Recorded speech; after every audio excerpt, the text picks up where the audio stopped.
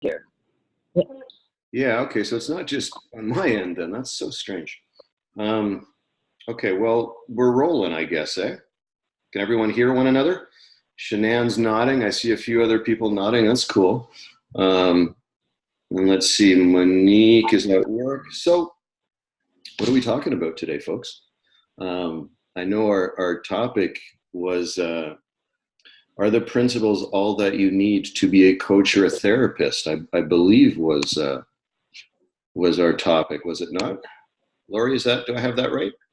That's what I was thinking I was coming on to talk about. Well, I don't, let me make sure, I don't want to misquote. So why don't you get us started then, Lori? What's your take on that statement? Are the three things all you need to be an effective coach or therapist? You're asking me, Michael? Sure. Well, this topic for me is, I mean, I'm here to hear all sides of it, right? But I am somewhat firmly at this moment still entrenched on the no, it's not side. But that's a very, very short dialogue. So I'd love to hear somehow what other people think, how we can make this as interactive as we possibly can. Because I'd like to hear from as many people as we can. So why don't you get us rolling, Lori? You know what? I'm thinking it would be nice to get some questions from people who are on. If there's anything more specific than that, or should I just speak to that? Are the principles enough for coaches and therapists? Well, as a therapist, I believe that was what created this topic in the first place. Was it that singular question? Yeah. Is anybody else hear a lot of background noise? Yeah, I'm working on muting people, Lori. I think I've got. Oh, okay. Yeah. Okay, how's that? All right, that's much better. I think I've got everyone now. Okay, and I'll keep an eye on that. So yeah, Lori, I mean, as I said, for me, the answer is fairly short at this stage still. So I'd love to hear sort of what you have to say from your perspective as a therapist. Yeah, sure. Well, I was first exposed to the principles in 1985, so I'll give you a little history. Sure. Of how this all came to be.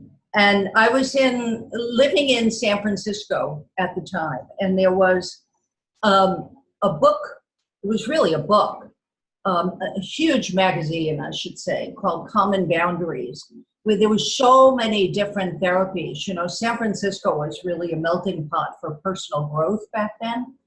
And I was a self-help junkie, and I was I had my circle of friends. We would all be going to lots of lectures and things. And by the time I heard about Sid Banks, actually the first lecture I heard about was George Pransky and a man named Robert Cozen, who's no longer alive. And so I went to UC Berkeley. They were speaking there. And a series of things happened. My future father-in-law had an accident, and so I had to leave early. So the next person, and it's a really strange story that I don't even, it's just an amazing blessing that I would wind up at the Advanced Human Studies Institute. Okay, my boyfriend at the time had already decided he was going, his house was for sale, it sold, and I saw it as a way for me to get back to the East Coast, where my family was from. So I wasn't paying much attention, but I'll tell you what, I sat in a lecture of Sid's at the Advanced Human Studies Institute around 1985 in Florida, Coral Gables, Florida. And something really hit me. I was not a therapist at that point. I was an art teacher turned art therapist. And I had already decided that I was leaving the field of art therapy because they as a field had decided they were going to go medical model so that they could be accepted into the world of therapy. And their idea of medical model was diagnosing people, like looking at a picture. And I don't think I made this up. I don't think I'm that creative of a dreamer, but I am pretty darn certain that they were telling us that if a child drew a big black circle in the middle of the trunk of a tree, it meant that they were abused.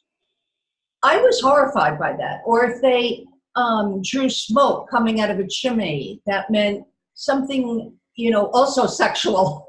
Maybe they were following Sigmund Freud at the time, I don't know. But I just did not like where the field was headed. And how lucky, I was ready to go back to being an art teacher. But when I heard Sid, and like I know you've heard from many people, we really didn't know what he was talking about. But myself personally, I felt a feeling of relief that I had never felt. And I was an art teacher who was very depressed. In fact, because of my interest at the time in self-help, I was seeing a Jungian psychologist who gave me a diagnosis of dysthymia, which means long-term depression. And to me, I was just, that was life. That had nothing to do with me personally. That was just what life was like. It was very difficult. It was hard work. I was really lost. I couldn't believe that, there was so much I had to do. And when I heard Sid, it was like, I can't begin to tell you what happened, but a load of bricks off my shoulders, where I had the insight that, my gosh, there is something more here than Lori and her personality and what she has to do to make things in her life happen. That's the best I can describe that. And so I didn't have a lot to give up when I I just knew I wanted to learn more. And I've heard from other people, like Ken Manning, who was in my group later on in 1994. We were a group learning from George Pransky. And Ken said that he was into psychosynthesis and realized that, and he thought he could combine, not psychosynthesis, is that the name of it? Anyway, close to that. He thought he could combine what he was learning about the three principles, and then realized, no, it's a whole different direction. Michael Neal has a very similar story too. When you look in the direction of the principles, everything else, and there's nothing wrong with things that have come out in the world. Obviously, there's wonderful things that have come out. Different kinds of dances and yoga and Pilates and gym routines and a bunch of things that have wonderful things that have come out in the world. And all of that is created by the use of the three principles. We create experiences, our personal experiences, we create ideas, we create books, we create whatever it is we create in the world. That's all of that is after the fact of looking in the direction of where our experience, the human experience, comes from in total every moment. And that has totally changed my world. In fact, I should have brought a picture that I recently uncovered in my basement, cleaning out my basement. I drew this picture that was so depressing. It was really, really bad. It was like a self-portrait of how I felt. This was during my depression. And it was terrible. It was just so sad to look at. I have never gone back to anything close. I have my sad moments, but man, they don't last. I can't get behind it anymore like I used to. And I can tell you, and I have been a therapist now, I wanted you to hear from Chris because she even has a broader experience than I do. She's taught therapists in 2 different clinics in Minnesota and Hawaii. But I've had a private practice where that's what I rely on with couples. I'm a licensed marriage and family therapist. That's all I've had to rely upon. And because they're going to find whatever they find useful for them. You know, if they want to go to a sex education class, yeah, I'm not going to teach them that. They'll find what they need. I'm going to point them back to where their experience is created so that they're not blaming their partner for their experience. So they're not even blaming themselves or their roots or their upbringing for their experience. They're seeing that it happens in every single moment. That's the wake-up call for people.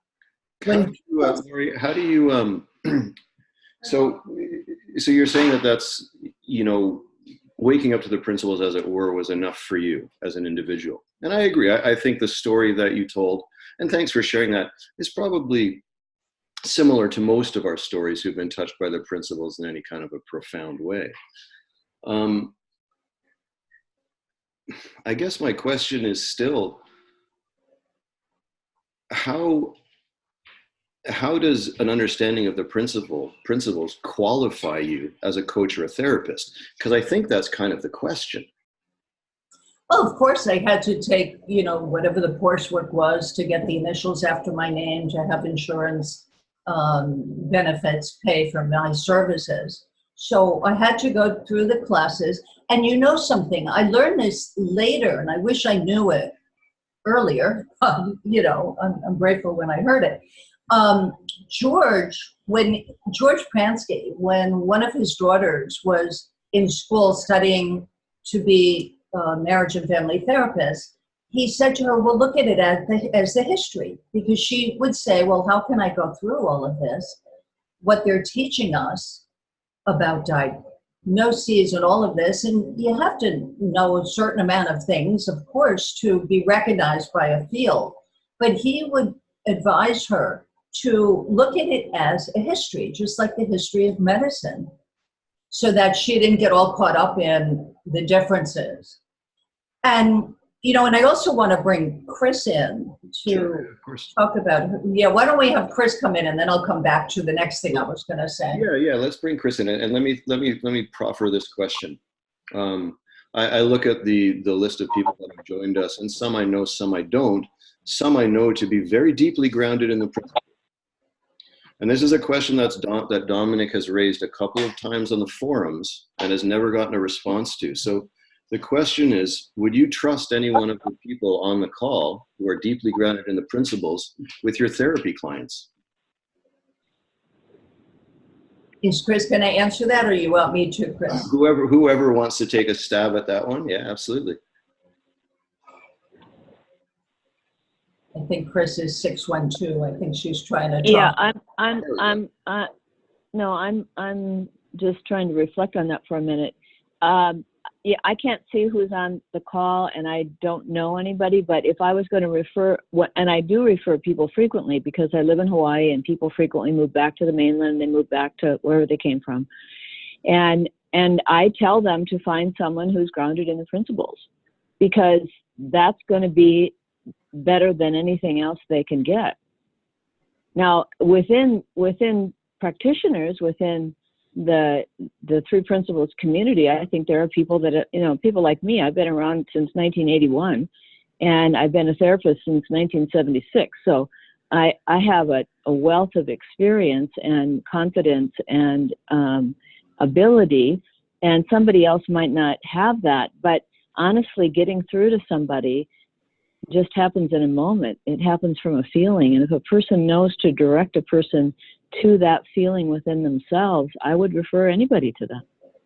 Yeah.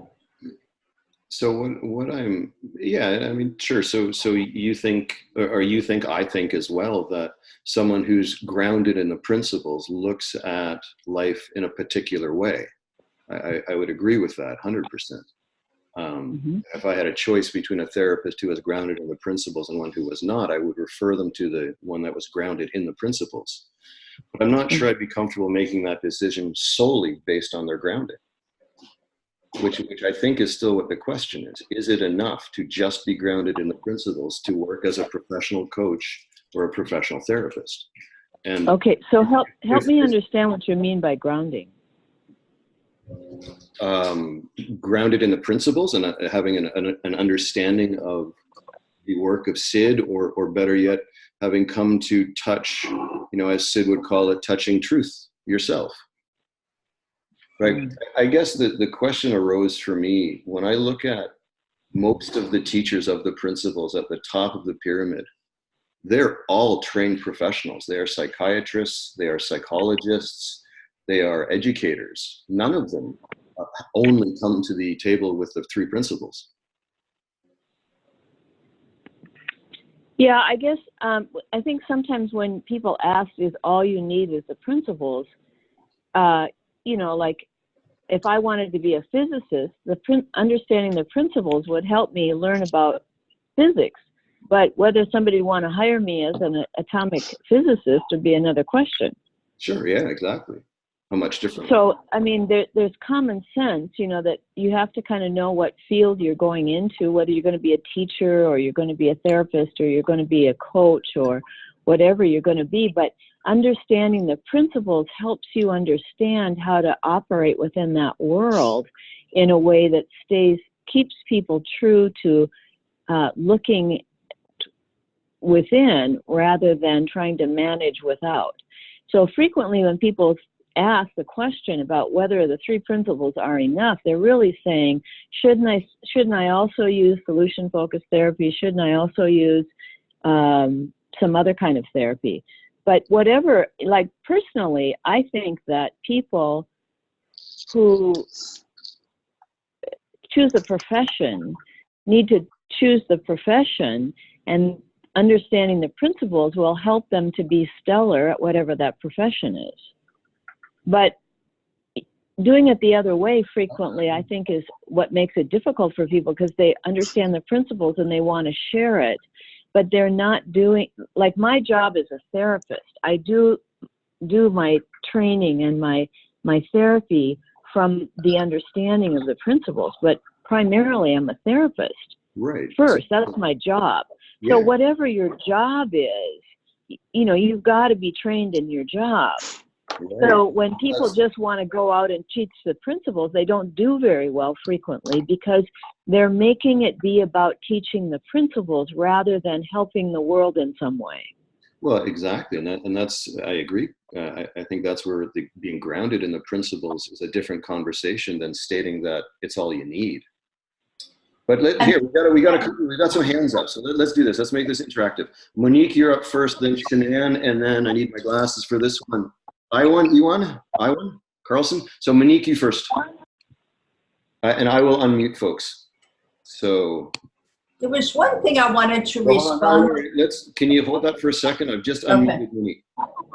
Go for it. Can you guys hear me? Okay. Yep. Okay. I'm having some internet problems, so I think that there's a couple things I was thinking about, and one is that there's a difference between needing skills and knowledge in your field, and needing, well, I'm coming from a therapist standpoint, since that's what my training is in. And so the question for me is, I don't have any question about whether or not I need skills about, how to listen and how to relate to people and how to ask questions and the right kind of questions and that kind of thing. But what my question is do I need all the, other psychological theories that I've been trained in? And that's where I'm at, because I'm 2/3 of the way through a graduate program in psychology, and I'm, right in the middle of my diagnosis class, and I'm, all that. But I'm having to, put together treatment plans based on, existing psychological theories. And so, like my question is the principles enough for psychological healing for people? Or, for an example, we're learning about development, and do people need to heal their inner child? Are there places psychologically they're undeveloped and they need to, have that missing experience supplied by the therapist? Or is the understanding of the principles what you need? And like Sid said, don't go into the past. You don't have to heal the past, And so that's where I'm at, Mhm. What a great question that is. It's wonderful. Let me see how the most direct way I can answer this is that it's not about explaining the principles to anybody. It's about your understanding that nothing else matters but what you hear from the person in front of you. So I think, Monique, you mentioned things about applying inner child work or applying the right questions. If you go in, you could have listened to all of Sid Banks' videos and audio tapes, but if you go in meeting a client thinking that you have to ask the right questions, you're not doing deep listening. You're not listening to them. There are no right questions to ask someone. The right question will come in the moment from your wisdom. It will come from wisdom in the moment. Well, can I just address that really quickly, Lori? I did some coach training recently, and we were doing, demos and coaching each other. And, I did, wisdom in the moment. I've done some work with Jack Pransky. I think I get the concept of deep listening. And where my wisdom took me was absolutely not where the client needed to go. I was in my curiosity, not in theirs. Right. But the statement, let wisdom inform you. For them. It'll come to you, these ideas that, just sit and respond and just listen. Exactly. Otherwise, you're in your intellect. No, I wasn't in my. If you're curious for yourself, then you're in your intellect and your ego. Yeah, fair. Rather than curious about how they think. There's a difference between curious for yourself on the details and being curious about how they think. That's what we're always after. How they think. The client is thinking about things, not what they think. You see the difference in that? Well, of course. I misspoke a little bit, but yeah, absolutely. Of course. Shanann, let's get to you, man. Hold on. I will get you unmuted. Got it. There we go. Can you hear me? Yeah, you're good. Cool. So I really love this conversation, and I'm going to speak from a perspective of a new coach. It's 5 years this year for me, so it's really new. And my understanding with the 3 principles is about 3.5 to 4 years. So both perspectives are new. But I love the question because in my experience, it's so much more useful if somebody is grounded. If they're a coach, I'm going to speak from a coach's perspective. Don't have much experience with therapy. But see, Michael, you asked that question, is it enough? Well, I don't think it's particularly enough if you want to be a coach. Just like I have a barber that I go to. This guy has been a barber over 12 years. He still goes to training. Yes.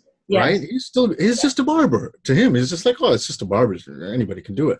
But he's continuously improving himself on the conceptualized job that he has. Mm-hmm. Right? So as a coach is a concept. Mm-hmm. And so I think if you want to be an effective coach, you might want to get properly skilled at becoming a coach, because at the end of the day, I don't think, as a personal opinion, I don't think it's about the principles, it's about the client.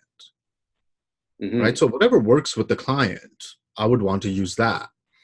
And I'll give you a really quick example. I have a client right now that came to me with social anxiety and deep social anxiety. I have a Chinese background, and we are socially anxious, and nobody knows my personal story. Mine is completely different, And I sat with him for 3 sessions and tried to, explain to him through my experience and introduce him to the 3 principles. It did absolutely nothing for him. Mm-hmm. He was very respectful and curious, but he was curious within his own beliefs, not outside of it. Right? If I asked him to be curious about a different fundamental, he wasn't really having it. Mm-hmm. So we did a coaching experiment. I asked him to, every single day you have a task to go and talk to one stranger. Here's some powerful questions that you can pick one out of and ask them. But every day you got to talk to a stranger, and then you got to email me every day what your experience is. And I said, we're doing a 50-day challenge. Well, he kept going and going and going. And after 12th day, I'm like, I think you've got the point here, right? Because he kept showing up on our calls. He's not socially anxious anymore because his mind, his attention was, I talked to this person and I asked them this question and this is what they discovered about themselves and they haven't seen that before and it was so joyful, and he's completely out of his head. 12 days in. I asked him, you're done. 12 days is good. I think you got the point. We're 33 days in. He's still emailing me. He loves it. He's just like, I love going out and talking to people, and I'm seeing what they're discovering through my questions. Now, without the grounding in principles, I couldn't have explained to him after he got it what's going on. Mm-hmm. But with the grounding of the principles, I can go, okay, 12 days is good. Let's pause. Here's what you're experiencing. And now he's getting a deeper understanding of it. So my take would be, I personally would hire anyone with the grounding in principles. My barber is better because he has a better understanding. Honestly, he's just more present and connected with his clients. But if I want to coach, I would want somebody who's grounded in the principles and is skilled at coaching. The same way you want a barber who's skilled at barbering. Exactly. Yeah. Exactly. I love that example of the barber. Same with the doctor. Like a doctor is continuously training, even though they're already a doctor. Mm-hmm. But here's how I see our training. I see our training a little different. Thanks, Shannon. Because my grounding has deepened over the years incrementally. And I still listen to Sid. I love listening to Sid. Sid is the only person I need to listen to, quite frankly. I hear new all the time. And my own grounding deepens more and more. Even after Chris and I wrote our book together, I had many more insights from that. That's a wonderful example about the barber, but our training is different. Chris might have a different answer. I don't think we need to, although I think going to retreats and conferences and seminars are wonderful because it gives you the opportunity to get quiet, to quiet down your own head, and that's where you're going to have more insight. Here's well, Larry, thank you. I want to get to Iwan, and Tanya now has her hand up as well. I just want to interject a quick thought before I do that. In my experience with the principles, and I didn't, I've been around the spiritual world basically as long as I can remember. I'm 51 now. I ran across Sid in 2015. What struck me, and where I see a differentiation and a need for skills, meaning you can't just rely on the principles, is that the principles, in my opinion, require you to have an insight, right? So if a coaching client comes to me and I show them or teach them or explain to them or whatever I do, I get them the principle. They have to have an insight for it to matter to them, for the three principles to make sense. You have to have an insight around it. I don't need to do that when I'm coaching. I don't need the person to have an insight. I can just coach them. And I think there's personally, I think there's a huge differentiator there. Having said that, Iwan, I have no idea if I'm pronouncing your name right, but you are unmuted. As we go. Iwan? We'll come back. Tanya? Looks like he's muted. Hi, I think it was. Oh, now we have two. Who we got?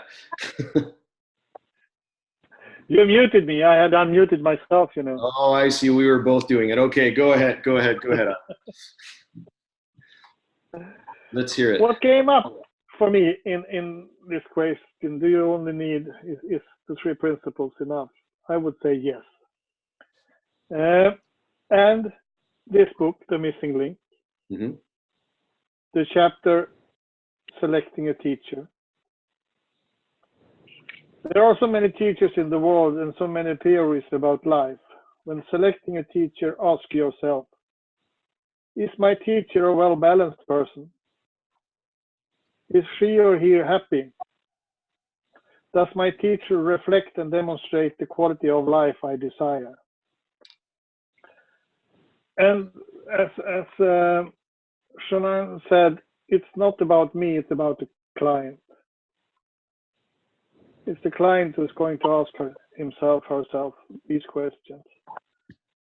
And to me, well, Michael Neal has no credentials. Well, He's not a PhD or something like that. He's been coaching for almost 30 years. yeah, And he does have other strong modalities at his yeah, disposal yeah, that he uses. yeah. That's only an example. There are many of teachers, if we so speak, or coaches that have no formal credentials. That's not the issue in my eyes, in my world. Getting the insight about the principles, how they are always in action in my life, whether I know it or not. And so with that said, it's in action in every human being. It's all about seeing the diamond in my client. The health that's always there. Maybe it's horse crap over it or something like that, but it's always there. There's always a diamond shining underneath. And yes, I think having a grounding in the principles is enough. And George Pransky, although he is a psychiatrist, when he started coaching or taking clients and talking about the principles, he said, I didn't know anything. But and Sid said to me, share what you know.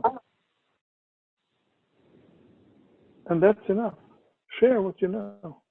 But the question is, would that have The been wisdom will tell you. practice? The wisdom will tell you how to handle every situation. Interesting. Thank you, Alan. You're welcome. You know, Thank you. Go ahead.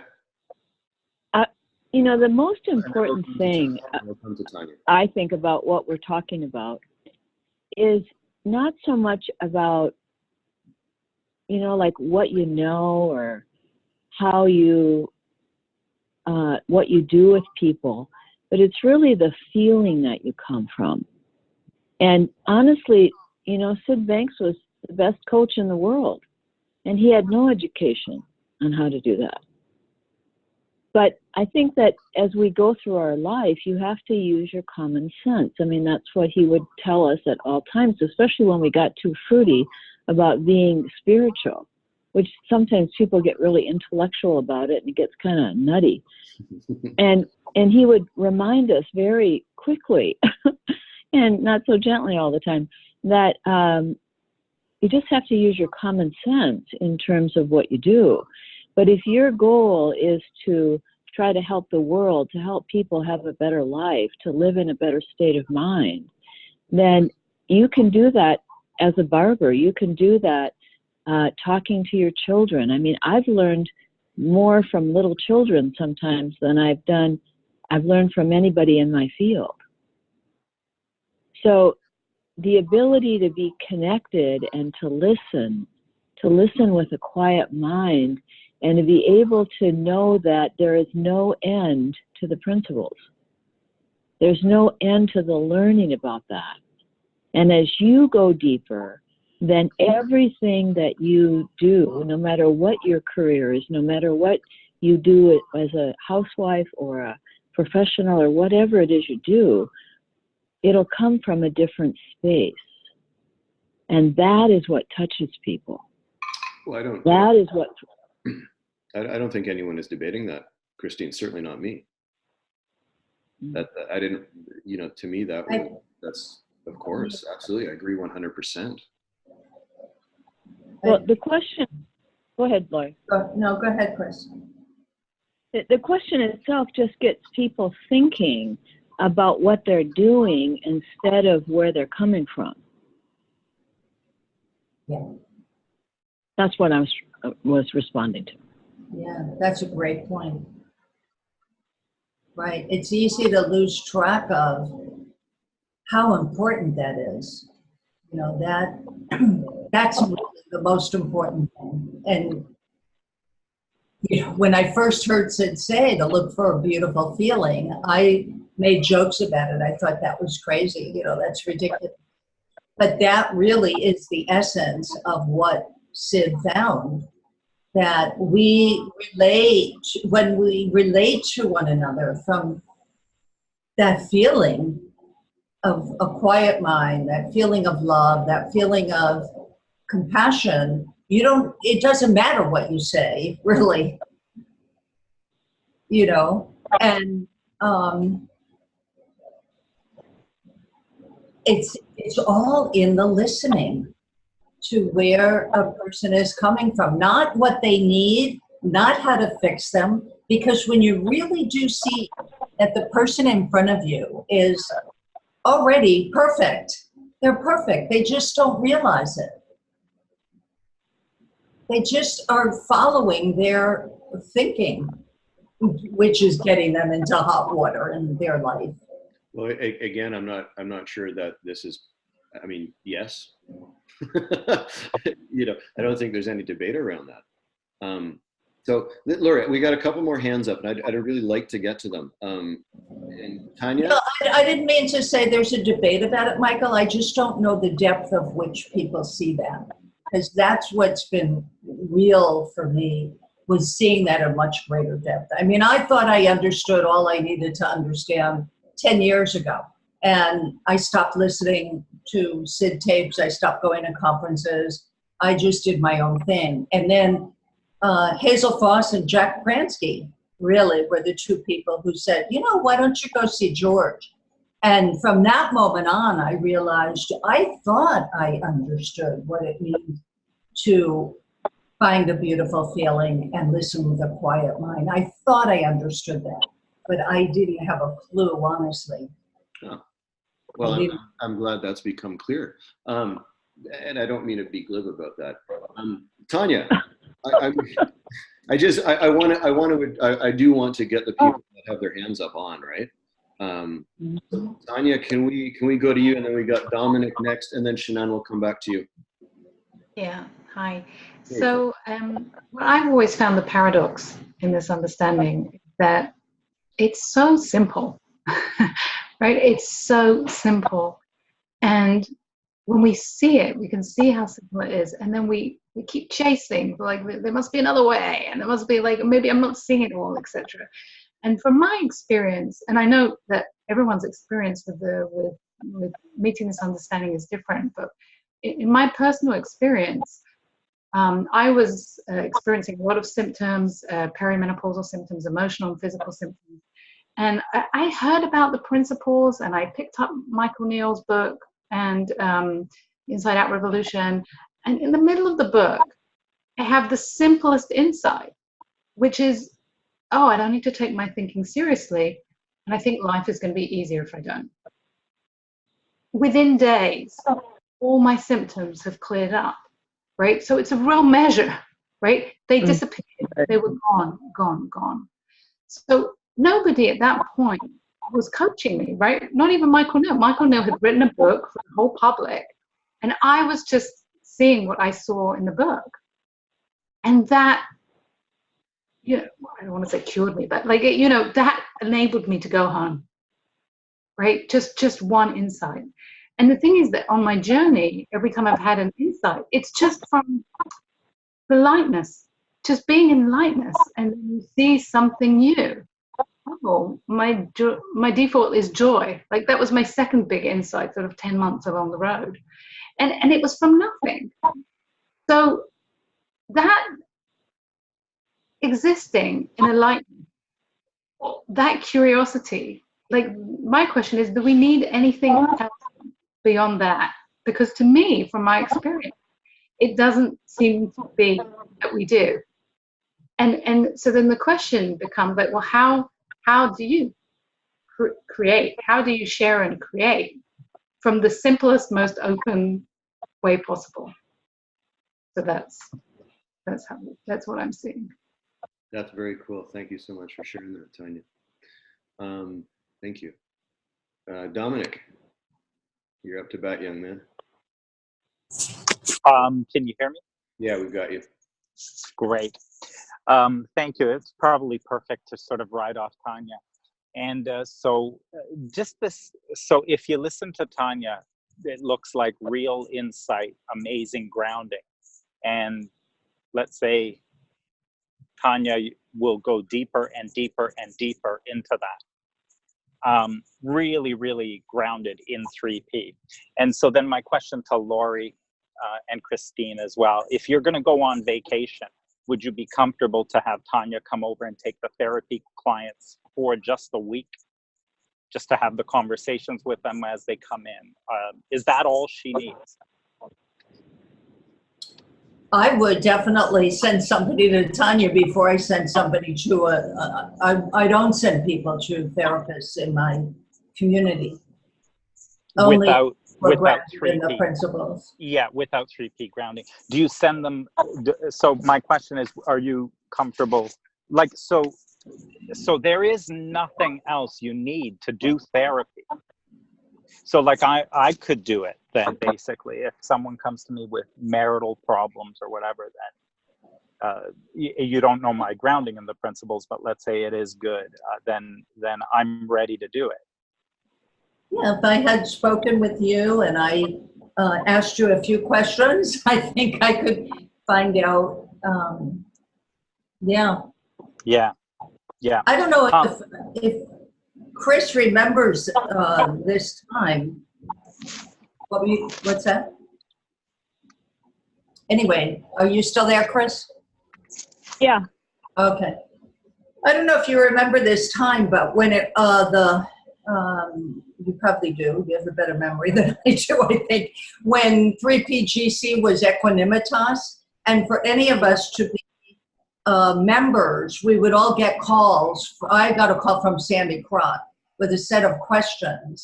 And the way we answered the questions allowed us to be part of Equanimitas, which was before 3PGC. And now, and that really makes sense to me. Now that we're having this conversation, it didn't make a lot of sense back then, but I guess I answered the questions right, whatever they were. So we could, sorry, go ahead. So you could speak to that better, Chris, but I don't know if anybody else has the questions. Well, I just wanted to address what he was talking about. I think that certainly if you're going to be a therapist, understanding how people's thought creates their reality at really low levels of consciousness is very helpful, so that you can direct them out of that. But in most states, at least in the United States, if you see therapists and you do therapy and all your training is the 3 principles, you might have trouble with the law because you have to be licensed to do that. Right. So there are things that you have to do in order to live in the world. Now, whether you were have dinner with somebody, a couple, and talk about the principles or talk about living in a more beautiful state of mind, and whether that would touch them or not, that's a different story. And that is what therapy is then, is to have conversations and let people know what it is to live in a beautiful state of mind. Like, that is therapy? Yeah, that is therapy. It's helping, and it's helping people to see that they're using their thinking in a way that it wasn't designed. And so when they start to see how thought works and they're able to listen and kind of quiet down a little bit, they make the changes in their own life. Like, I don't know what they should do. I have a hard time knowing what I should do, but they'll know what to do. And so my job is to point them in the direction of their health. My job is to let them see that they're not broken, that they're not damaged, that they can have mental well-being no matter what they've gone through. And if they look in that direction, they see what they want to do. They see what they need to change. Yeah, sounds consistent with coaching, because they're in charge of their life and they'll see what they want to do, and your job is to stay out of it. So just one question and then maybe a comment. Was there anything from your training as a therapist that you find valuable today that helps you to be effective today?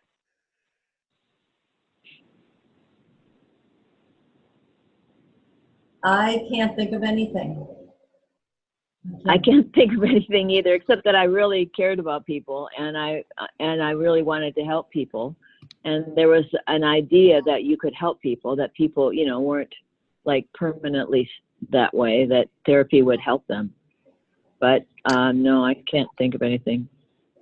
Yeah. I mean, I learned how, you know, like what to do with people when people are suicidal and what kind of referrals to make and things like that. I guess that was helpful.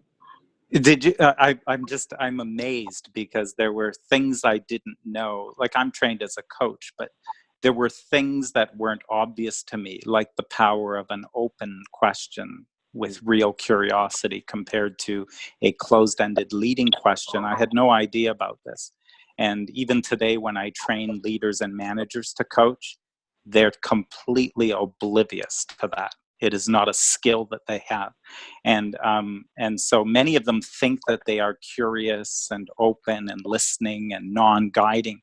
And so so I'm amazed that that there was nothing in the therapist training and education that you continue to use to this day. Yeah, me. No, I learned. Amazing.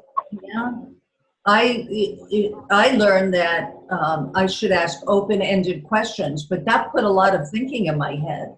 What open-ended questions should I ask? And you know. And today you used. So today mostly you're using closed-ended questions in your therapy.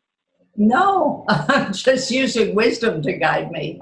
I'm not thinking about what's coming next, or you know, any way to do something. Yeah, neither am I. But once you have the skill, then you no longer actually have to think about it. But prior to having the skill, I was a mess in terms of the way a coaching conversation would go. And then just sort of my comment, I guess, at the end is you made a comment about Sid was an amazing coach. And to me, Sid was an amazing spiritual teacher. I'm not sure that I would use the term coach in a description of Sid. He was an incredible spiritual teacher and a human being that could cause transformation in another. I wouldn't call Sid an amazing coach. I wouldn't call him an amazing therapist. I wouldn't call him an amazing psychologist or psychiatrist or plumber. I think he was an incredible spiritual teacher. Well, there were many of us that he was a coach to, in his way. Yes. Yeah. Guys, Yeah. Dominic, you said about Sid that he was the cause to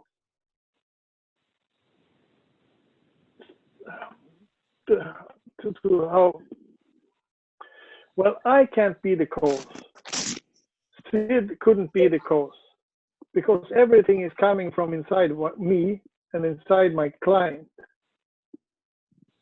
It's not coming from any from transferring from one person to another. It's coming through you, through the client. We are not the cause. Right. That's yes. right. Yes. We are faced with having to use words, right? Mm-hmm. Yeah, but I don't think Dominic was saying that Sid gave another person something and with, you know, like directly, but I shouldn't speak for Dominic, sorry. Yeah, what I found valuable in the training that I've had is how much I can drop and stop, and how much in my training and in all of the feedback around it, and this is pure coaching, by the way, is all that it's been, is learning things like the degree to which I am interfering with the client, to the degree to which I take over and steer them somewhere. So it's that, and there is a skill in that. And that's, there is a skill and a practice, and to some degree, we can be oblivious to the impact. Like you can watch a client get defensive and think, wow, well, some people are just resistant, instead of looking in the mirror and say, resistance is never in another person. It arises in the interaction. And if there's resistance there, what did I do? How did I create that sort of resistance and the defensiveness? But I would never have seen that. I would never have known about that without some additional training, because beyond the principles, because I don't think, that understanding is necessarily getting into these kinds of nuances and dynamics that are going on in any kind of a profession. Yeah, and may I continue reading from the chapter? I'm going to cut you off. Shanann has had his hand up for quite a while, and we're close to the end of time. And I'd really like to get to him. If we have time, I'll come back to you, I promise, okay? I would just like to say a little bit in response to Dominic, the way that comes through, like if somebody is what is called resistant, I would wonder, what are they misunderstanding? Yeah, I don't remember any training I had. I've learned that if I assert anything in a conversation and I start telling the person anything, what will arise is a resistance and a defense against what I am trying to move them to do. Oh, so yeah, to me, that I never saw before. So I would just think that there are resistant people and some people are uncoachable.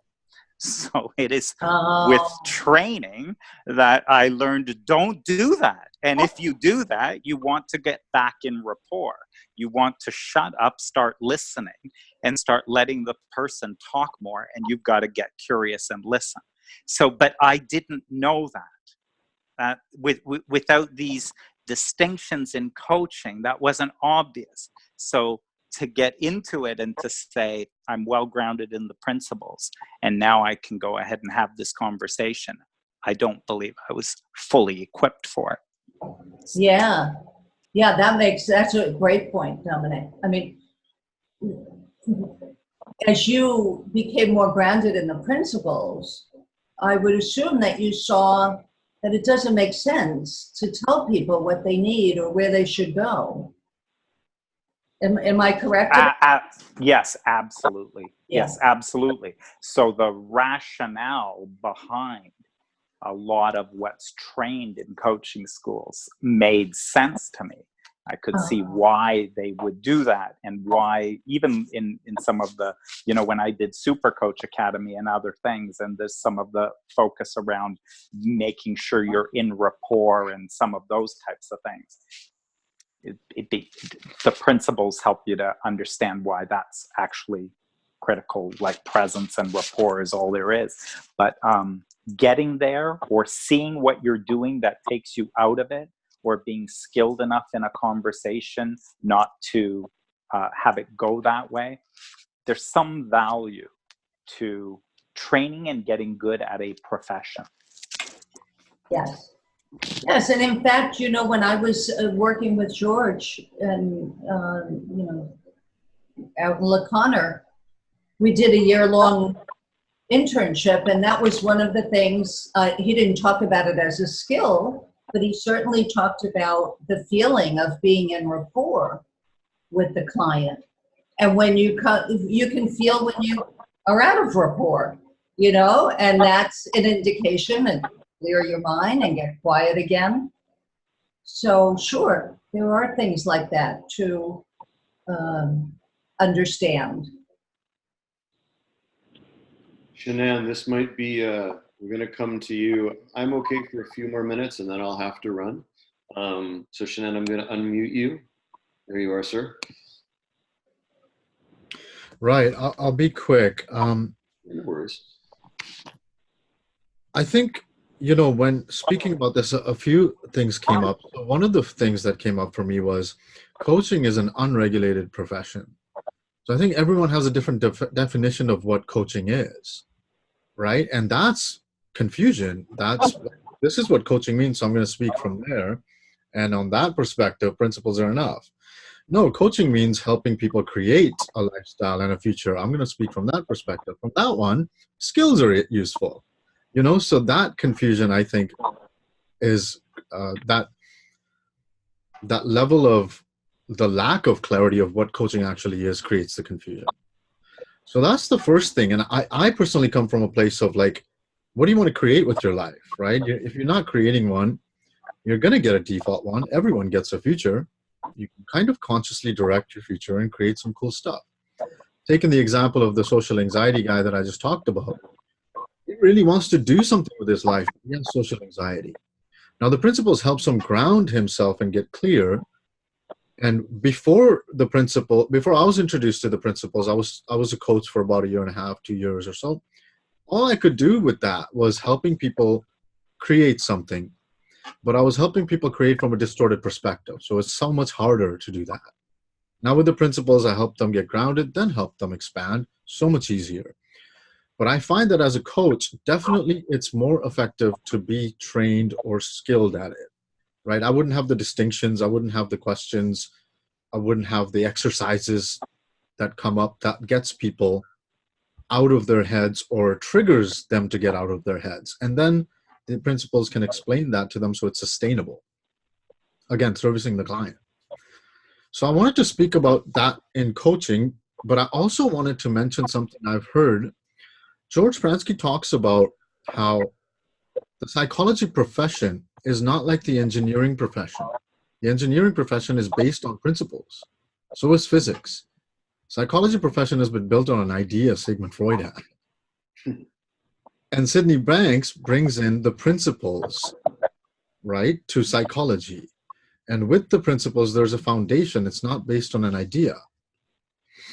And both, I've heard Ken Manning talk about it, Aaron Turner talk about it, George Pransky talk about it. They all say therapy is going to be obsolete in 10, 20 years as this gets more and more mainstream. Right. Because to me, my understanding of therapy, which is limited, is that it's about healing people. It's not about creating a future. It's about healing people. Now, if principles can do that, then that's the way to go. And if somebody would ask me for a therapist, I would 100% send them to Christine or Lori rather than somebody who's trained to talk about the past based on the ideas of Sigmund Freud. Because this will get people back to their present moment, and then they want to create something. They might want to find a skilled professional to help them create something. So I just wanted to add that in. I have no question particularly, but I did want to mention that piece about Aaron Turner and listening to them saying, you know, therapy as we know it will be obsolete in 10 to 20 years. And that's so hopeful and exciting for me to see that it's, you know, right now it's all about talking about the past and spinning your wheels. That's mainstream. And to have that shift in people moving in that direction in the therapy world, in the psychology profession, is extremely hopeful for humanity and will exponentially, you know, the results will be exponential, I think. So I'm basically saying I agree with both of you in the perspective of therapy. But in the coaching world, in my world, I think it's extremely useful to have skills to help people. Uh-oh. Shanann, we lost you. Oh, we've lost everybody. Can anyone hear me? Oh, no. All right, I don't know if you can hear me or not. Oh, crap, I'll leave it.